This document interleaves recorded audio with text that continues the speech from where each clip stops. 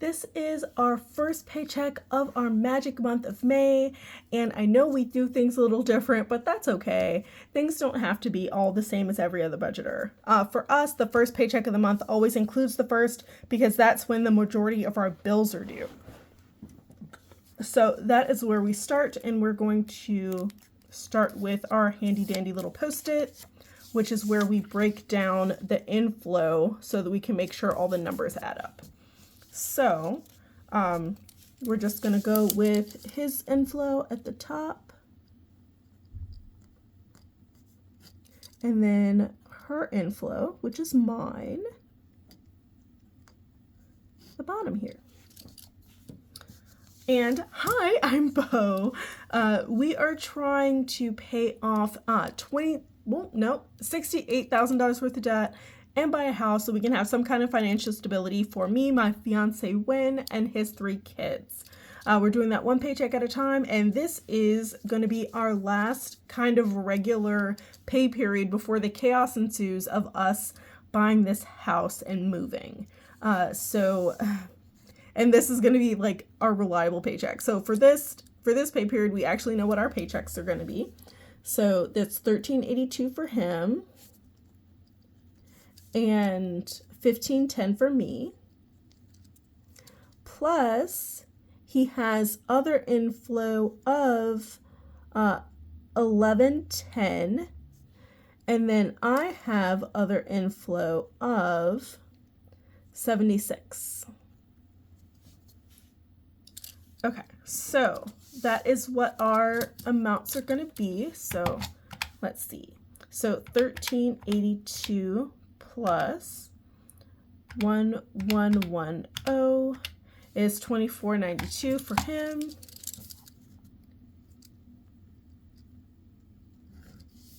And then $1,510 plus 76 is $1,586 for me. Okay. And I add these up separately so that each side of our budget can add up to what each person has. So we don't share bank accounts, we just share a budget. So the left side of blue and purple is Win, the right side of pink and black is me. And then we do share some things, but it is coming out of separate bank accounts denoted by specifics. So his paycheck is separate from my paycheck, but you know, it makes sense when we get down to it. Okay. So his paycheck, $1,382 on the actual budget. Her paycheck, mine, $1,510. And then other income, we're going to add these two together. So, good grief, y'all. So, $1,110 plus 76 is $1,186 altogether. And then from savings, let's see, is anything coming from savings this time? Where'd the doggone calendar go? Yo, what did I do? What did I do? Is the calendar on the bottom?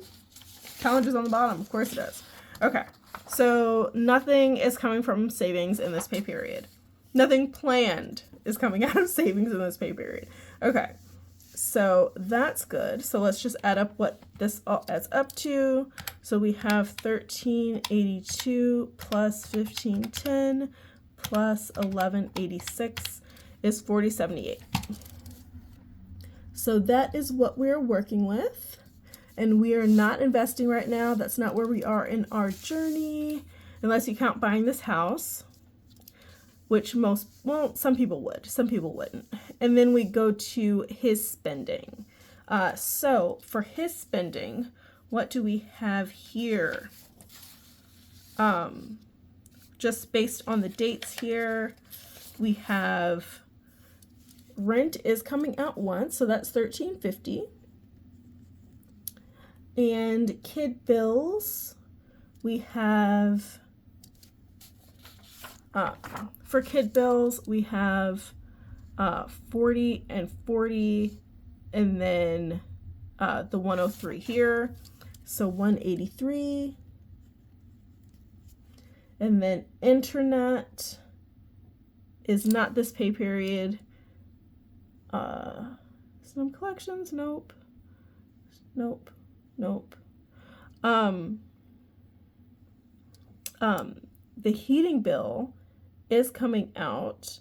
And that is going to be $335.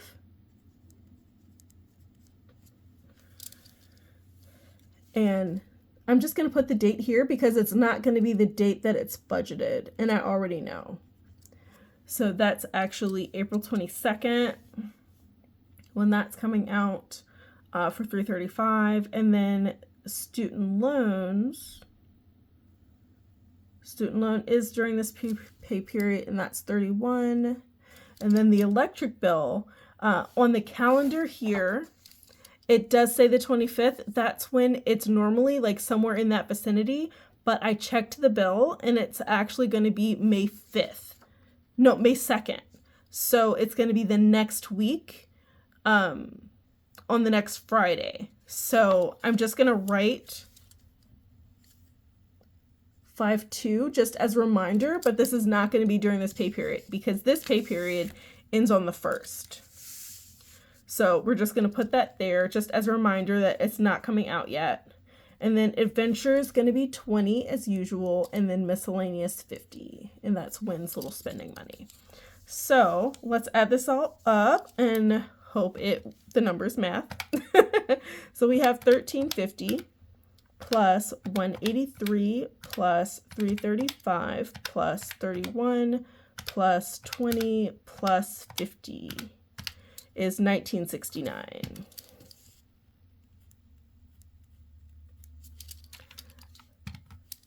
And we have 2492 as his total inflow minus 1969 is 523. So he can save $523, which is not bad,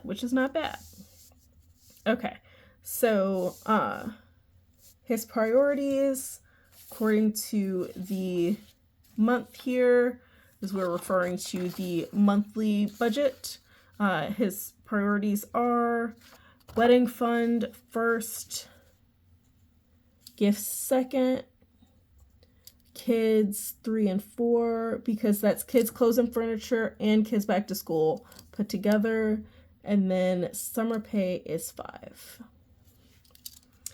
Okay. So out of this 523, we have 523. We have wedding fund getting 437. So minus 437. It's 86 left. So 437. And then gifts should be getting 217, but there's only 86 left, so it's getting 86. So 437 plus 86 equals 523. And 523 plus 1969 equals 2492. 2492. Fantastic. The math works. Okay. Now let's move over to my spending. So out of my monthly bills, we just have, my monthly bills are just the pink ones, and all we have is these two on the first. So that's Netflix and YouTube. Netflix is $20, unfortunately. It has gone up a lot recently. And then YouTube Premium Family is $26. So that's $46.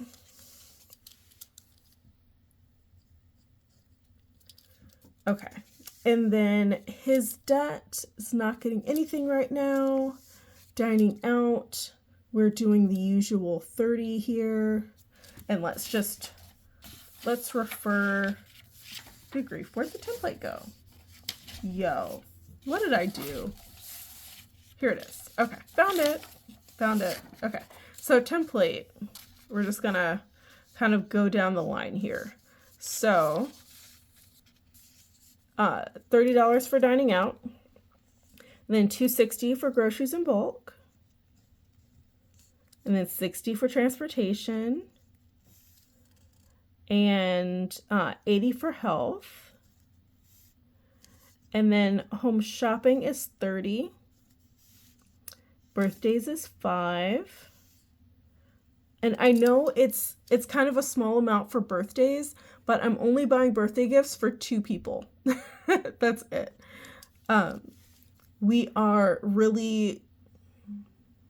We're cutting back on a lot of things so that we can have that financial stability. And then once we're stable, we can start like spending more. Wynn really likes getting gifts for people, so the gift budget will probably go up again once we're settled in the new house.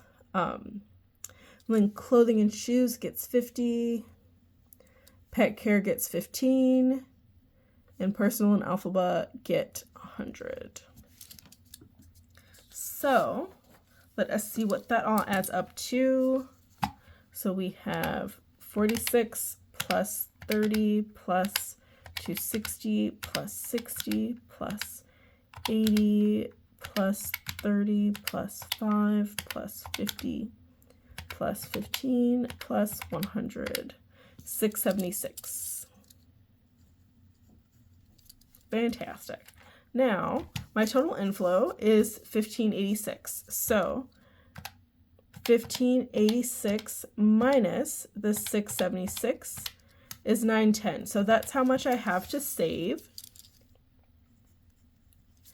And then back to priorities, just referring to the month because we already did that for the month.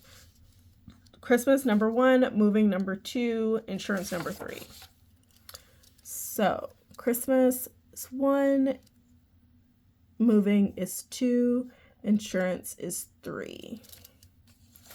Okay, so out of the 910, let's just put this over here to make this a little easier. 910 minus 95 for Christmas. And I know I'm budgeting the same amount for the paycheck as I did for the month, but that is just because we pull random cards, so the amount can vary greatly. And if we budget for 95, we definitely won't send that much, so we won't have to take from another goal to make Christmas happen. So that's kind of how that goes. So Christmas, so minus 95 equals 815. So we still have some left. And then moving fund is going to get, for the month, moving fund is getting 2188. That is more than 815. So moving fund is just going to get that whole 815.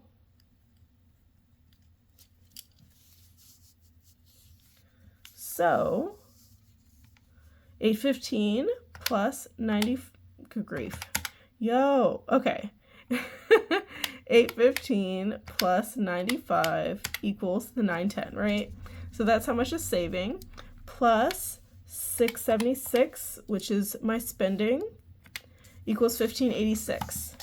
And that is what my inflow was. So that math should math, y'all. So let's see what this whole thing looks like. So inflow is 4078 minus his spending, which is 1969. So minus 1969 is 2109.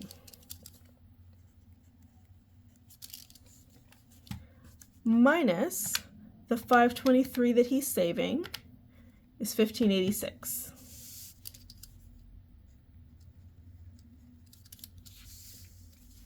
Minus 676 for my spending equals 910. And look at that, 910 is left. So 910 minus 910 is 0.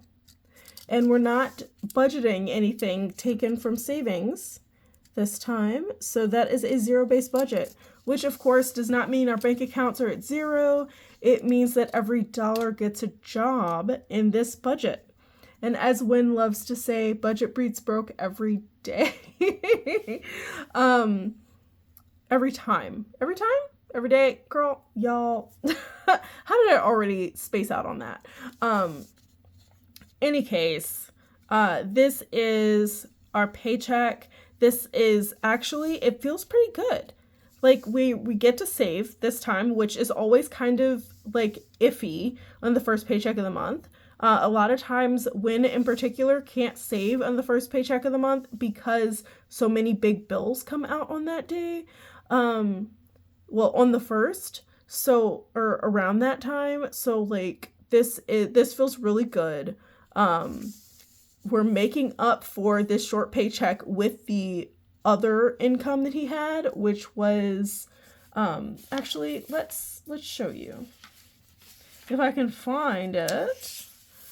Okay, so we are making up for having this short paycheck by getting utility reimbursement, bringing that into the budget, and he got a bonus. So those things kind of made up for having a short paycheck. And that's kind of the beauty of delaying our paychecks.